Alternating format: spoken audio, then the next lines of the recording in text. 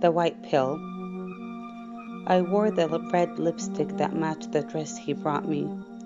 I neatly arranged the dinner table with his favorite dish and elegant silverware that reflected the golden specular light from the crystal chandelier hanging right above the dining table. I grinned it and added them to the red drinks. The smell of curry and coconut milk filled the air, which overpowered any other smell. It was midnight, and I was 13 and 4 months when I was thrown in the mud hut left alone to bleed. The village was about 1 mile away. For 5 days and 5 nights, I was left with no food, no water. My mom and sister were not allowed to come and check on me during this period. I could have been eaten by a wild creature, or kidnapped or killed by a hungry stranger, and no one would ever know.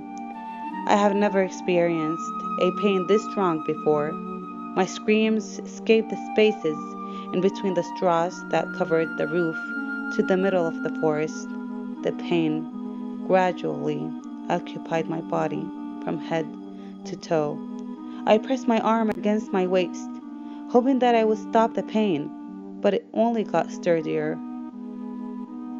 Suji, it's time for you to be harvested, my mom once said. Like your name. It means harvest, she added. She looked into my eyes and saw the fear cloud in them, but like always, she ignored.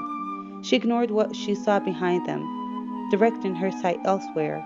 But Mom, what about my school?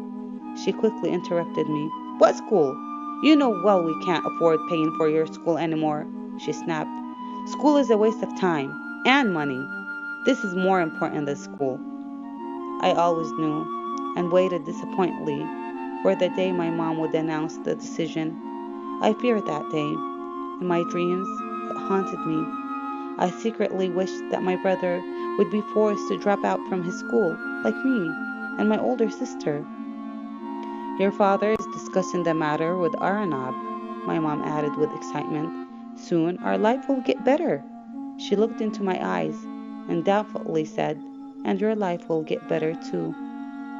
My mom doesn't usually look into my eyes or my sister's eyes.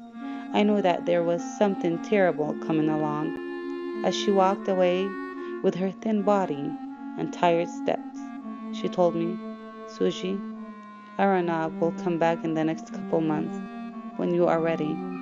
And then she left the room without looking back. My pink dress decorated with brown dots was soaked with water. The rain seeped through the roof and washed the place.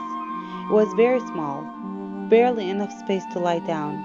I squeezed my wet body in the corner. My legs are stretched out, pushing the zinc door outward. My back nested against the back wall, and my left hip pressed against the left side wall. There was only 2 feet between me and the other side wall on the right.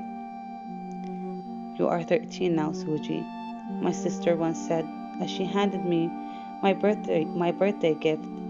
It was a suit fabric, the size of my 2 palms put together, that looked like an airplane with 2 wings. You will use this soon, she advised me with hesitation. She hugged me with strong arms. I know that this isn't going to be easy, but it's just the way how things are here. I gazed into her eyes, looking for answers, but I only found fear and solitude. I want you to be strong, she added. And indeed, it wasn't easy. 4 months later, I was sent to that hut, undergoing what my mom calls getting ready, a real woman getting ready to deal with responsibilities stained with blood. I clearly heard the snake hissing next to me, rubbing its skin against the corn husk that lay beneath me, but it was pitch black, and I couldn't see what was around me. I pressed my left hand against the wall, and my right hand on the wall, trying to support my weight up, but before I managed to get up, I felt a sting on my right foot. But as soon as my hands reached my foot, there was nothing except a puncture that felt stiff and swelled. My head was spinning and my heart was racing. I felt that the heat rushing through my veins. I couldn't move my body. I froze in that corner until the dawn of the next morning. Many girls who came before me had died from a snake bite. I wasn't one of them, but my sister almost was. Her leg was ripped off from her calf down to her ankle, exposing her bones. She was not able to walk again. "Here is your first payment." Arnab handed my mom 2,500 rupees. She grabbed my arm and kissed my head without looking into my eyes, and with a choked voice she said, "She's ready now." I knew it once I laid my foot on that street, a long way from home, to end up in the red light area in India. "Get out of the car," Arnab commanded. It was a black van, with many girls and women crammed in. Their ages varied. Some were young, and others were older, but none of us were over 24. I was the youngest among them, as I remember. When it was my turn to get out of the car, Arnab pushed me out, grabbing me from the shoulder. 13, he shouted, as if we were sheep being prepared to be sold or slaughtered. 13 was also my age, a perfect age for the job. It was the evening of a summer day. The twilight with different shades of red, orange, sunk behind the tall buildings of the city. There was a thin veil of dust and smoke and wind in the sky above us. Arnab guided us, with the other two men who dressed in blue jeans and colorful, short-sleeved shirts opened all the way to their chest. The hair on their chest curled around the thick silver necklace they had around their necks. They carried their whips around to maintain order. It was a 3-story building with a rusty staircase that led to many rooms. The space smelled like old blood. As we ascended the stairs, I moved my head slowly to not attract attention, enough to see the girls behind me. There was no sign of resistance, so I held my thoughts. At least for now, I thought. 13 was also the number of the room that we were led to. "These are the girls you asked for," Arnab remarked. "Lovely," responded the lady with excitement, who was expecting us. With her index finger, she ordered the girls who stood behind her without turning around. "Take them, clean them, and dress them. Now," she proclaimed. We were given new names. My new name was Akanksha, which meant a strong desire, or longing for something or someone.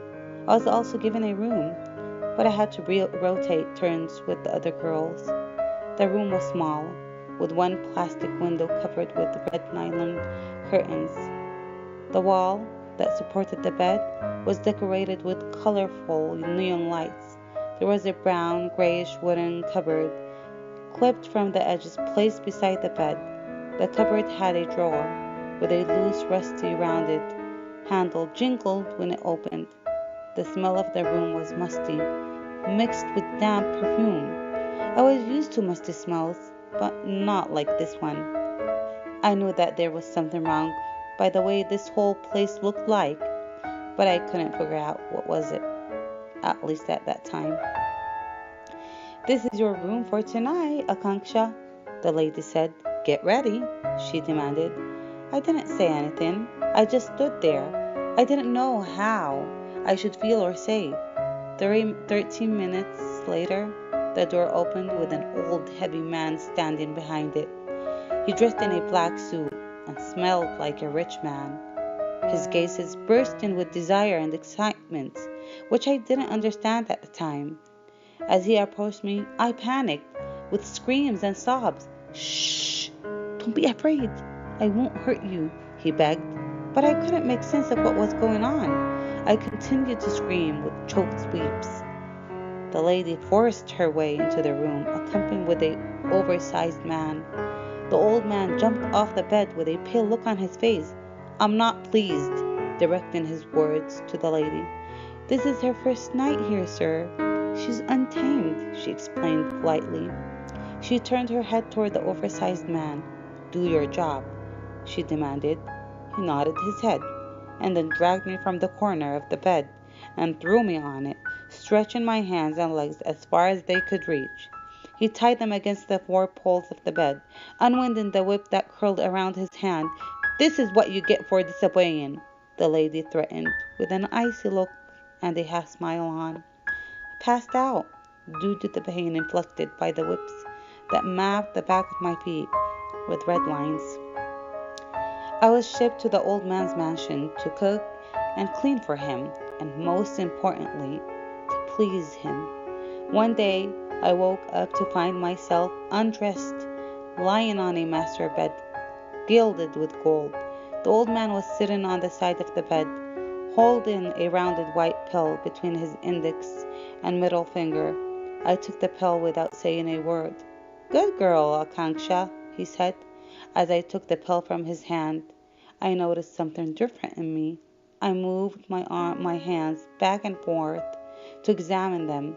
They looked mature. I pulled the cover off to examine my body. My legs are taller. My hair is longer. My voice is different. I looked back at him with astonishment. "How long have I been here?" I asked with a worried voice. "Not so long. Only for 3 years." He laughed and added, "The power of 2 pills is always better than the power of one.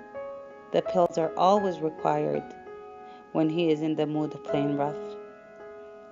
I always wanted to plug them in his mouth each time he gave it to me. "Please, I don't want to do this anymore," I would say, but he would ignore. He would ignore me as always. "One is enough. Please, please," I would beg, but with no use. I knew that I had to do something. I can't continue with this. Each time he handed me 2 pills, I would move my hand slowly to not attract his attention, enough to reach the bottom of my pillow. It took me 2 months to save 8 pills.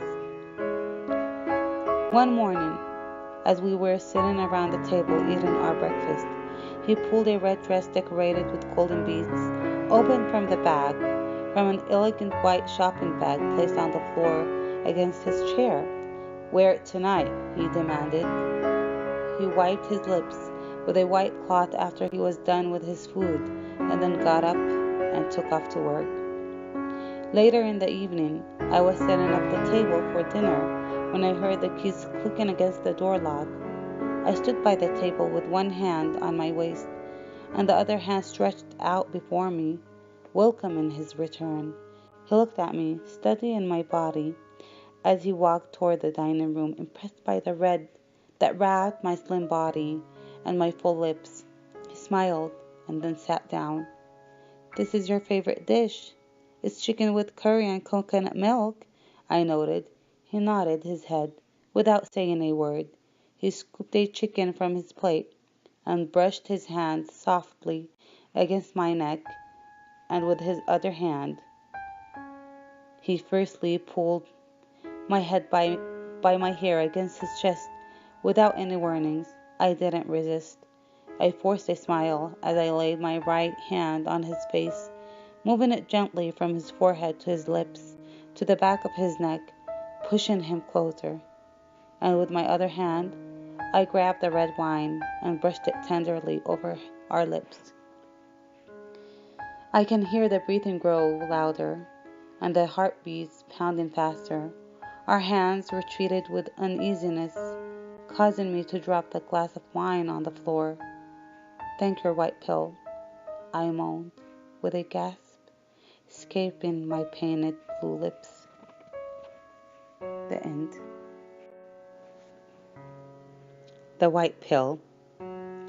I wore the red lipstick that matched the dress he brought me. I neatly arranged the dinner table with his favorite dish and elegant silverware that reflected the golden specular light from the crystal chandelier hanging right above the dining table. I grinned it and added them to the red drinks. The smell of curry and coconut milk filled the air, which overpowered any other smell. It was midnight, and I was 13 and 4 months when I was thrown in the mud hut, left alone to bleed. The village was about 1 mile away. For 5 days and 5 nights, I was left with no food, no water. My mom and sister were not allowed to come and check on me during this period. I could have been eaten by a wild creature, or kidnapped or killed by a hungry stranger.